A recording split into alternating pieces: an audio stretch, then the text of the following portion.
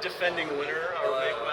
Do we put a quote around defending winner if you're on the streets and we're running on the oval? Am I defending winner?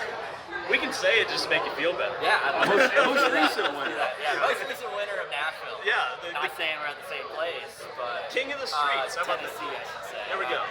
Yeah. Who's the winner of Tennessee? Tennessee. Yeah. Defending Tennessee winner, Kyle Kirkwood. Okay, so the different challenges, the ovals.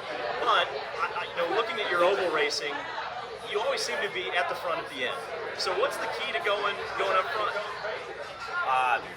Qualifying well and running up front. I feel like every oval I've ran this season so far, at some point I found myself in the back. Try not to do that again this time. And honestly, just strategy, wheel saving, passing, everything has been great when it comes to oval racing for us. It's just we always have something wrong happen, and at some point in the race that catches us out and puts us on the back foot. So our goal is to try and minimize those factors. Tires are always a huge factor. It's probably what made the Gateway and Milwaukee races amazing. We're trying the alternate tires again. We did that at Gateway last year. Probably wasn't a big enough delta. At least from what I heard from Firestone yesterday, it sounds like they're taking a bigger swing at it. What's the expectation with running alternate tires on an oval again? Yeah, I couldn't tell you. I have no idea what it's going to do. It's a tire that we've never ran on a track I've never ran at an asphalt. So there's a lot of factors that come into play, right, on what's actually going to do what. We've seen it before where a stiffer tire or a harder compound actually makes more grip, oddly enough, this season. So there's so many question marks that we don't know until we get through practice one. And it's really just going to be who has it figured out.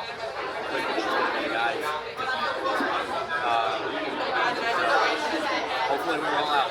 That's the goal. Well, and the big factor is the weather too. The fear of potentially washing out tomorrow. I mean, what's that do to your mindset of having no experience here? It's not great. If I'm being honest, obviously we've done some sim stuff around here. I've never driven there. It's the first time I saw it.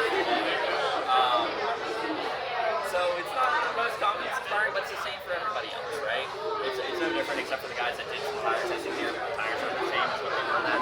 At least they get to drive on it. But at the same time, it's only 4 guys of 27 car field. So compared to 23 other cars, I've got the same amount of experience here. So it's pretty level.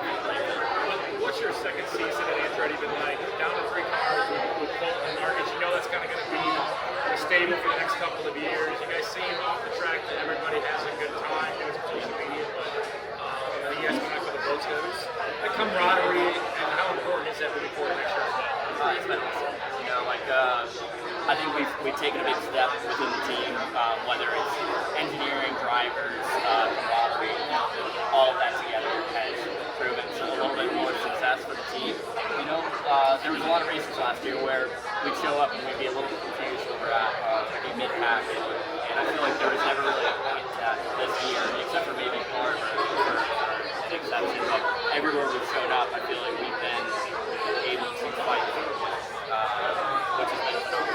Yeah, I think that's been a big step forward, and within the team we've been working well together. Us drivers have been working well together. We understand that we need to get wins and points and whatnot for the team, not just for ourselves, which I think will prove to be given success in the future. And it has already started this year. Do you think, going off of that last answer, that last year was a possibility that y'all were dealing with too much data, and that now it's more refined and more concise with you, Marcus, and Colton this year instead of having 4 cars like last year? Yes and no. We have enough people to process everything. Yes, sometimes between sessions you couldn't look at everybody's stuff to figure out what everybody was doing. But still, at the same point, most of the season when you're going in between sessions, you're only looking at the guy that's fastest. You might look at a couple other things like, oh, he's really good in this corner, so let me look at anything there. But for the most part, it's not really changed that much. What has been nice is that we haven't lost people. We have the same influx of engineers and whatnot. So it's actually created some or less workload on the primary engineers. It's been a little bit more fluid within the engineering center for us this season. So that's been a big positive. So coming to this track, you've never been to to before. What's the preparation like going into the event? Like, are you watching a lot of the older races that took place here, or is that not really that relevant because it was in such a different era, with such a different car, with such a different field of drivers? Except for Scott Dixon, of course. A little bit of both. Looking at the tests that they had here a month ago, whatever it was, looking back at those races, of course, completely different car, tons more downforce, different tire, different power levels, everything, right? So you take that with a grain of salt, but at the same time, you're just trying to understand what the differences are. But I think for us, like, we just got to go into it with just forgetting about all that, right? Just get through the first practice session, understand what the car is doing, understand what the aero wash is, understand what the tires are doing, and not really have any preconceived notions going into it. Off-season plans? Any off-season racing, or is it just Going to Supernats? No. Oh. No. I'm going to do Petit, obviously. I'll do Petit. Or you can do the Indy 8 hour? No. Not that I know of at the moment. It's like in 3 weeks, right? It's maybe. I don't think I'm going to do it. Doubt it. Yes.